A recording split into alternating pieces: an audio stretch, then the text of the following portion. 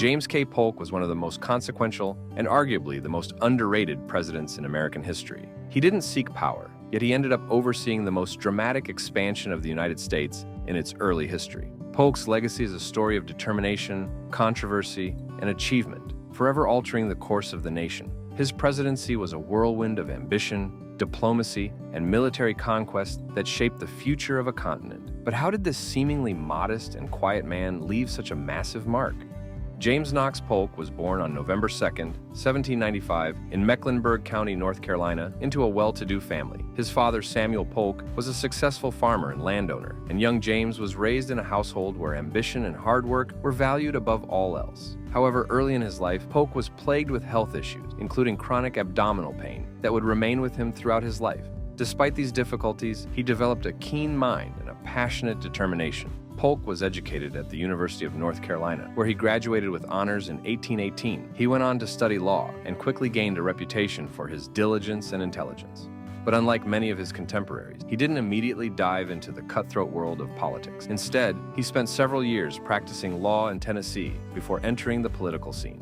By 1825, Polk had become involved in state politics, serving in the Tennessee House of Representatives and later as governor. It was during this time that he began to cultivate his political identity. He was a firm believer in the ideals of Andrew Jackson, embracing a political philosophy known as Jacksonian democracy. This platform championed the common man, expanded suffrage, and sought to dismantle entrenched political elites. Polk became a loyal ally to Jackson, earning the nickname Young Hickory for his close ties to the former president.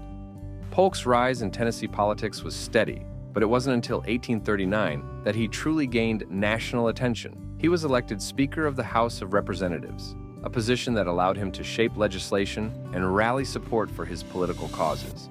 During his time in Congress, Polk was a staunch advocate for territorial expansion, economic development, and the consolidation of presidential power. He was known for his meticulous attention to detail and his unwavering commitment to his principles, qualities that would serve him well in the years to come. In 1844, Polk's career took an unexpected turn when he was chosen as the Democratic Party's nominee for president. He wasn't the first choice for the nomination, but his platform of territorial expansion resonated with the American public. The nation was gripped by the idea of manifest destiny, the belief that the United States was destined to stretch from the Atlantic to the Pacific, and Polk presented himself as the candidate most committed to this vision. Polk's opponent in the election, Whig candidate Henry Clay, was a more established figure in American politics. Yet, Polk's promise to annex Texas and Oregon and acquire California struck a chord with voters. He ran on the slogan, 54-40 or fight, referring to the northern boundary of Oregon, a territory disputed with Great Britain.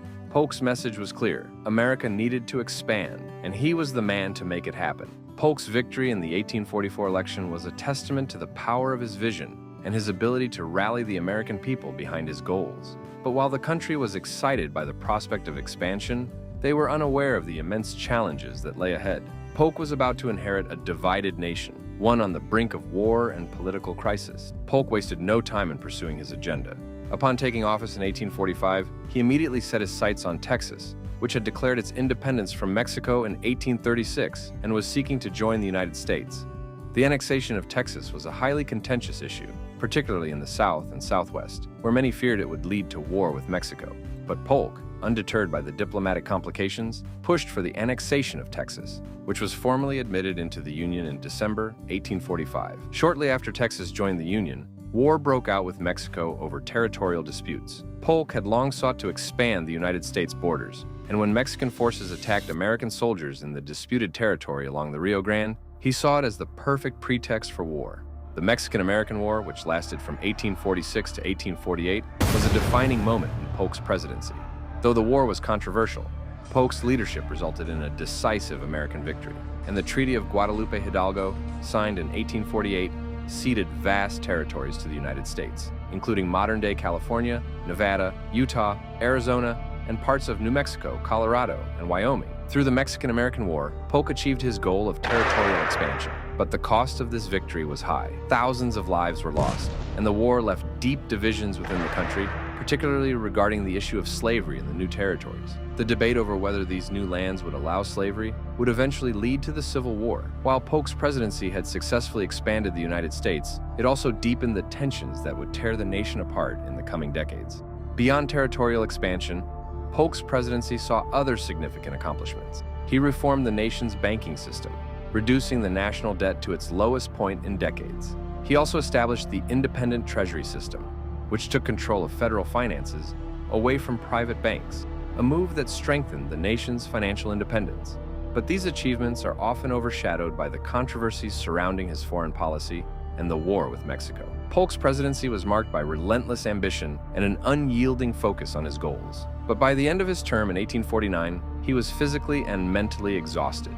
At the age of 53, just 3 months after leaving office, Polk died of cholera, his health having deteriorated rapidly throughout his presidency. While his time in office was short, the effects of his presidency would be felt for generations. And that's the story of James K. Polk, the president who took the country to the edge of war to expand its borders, yet left behind a legacy that we continue to study today.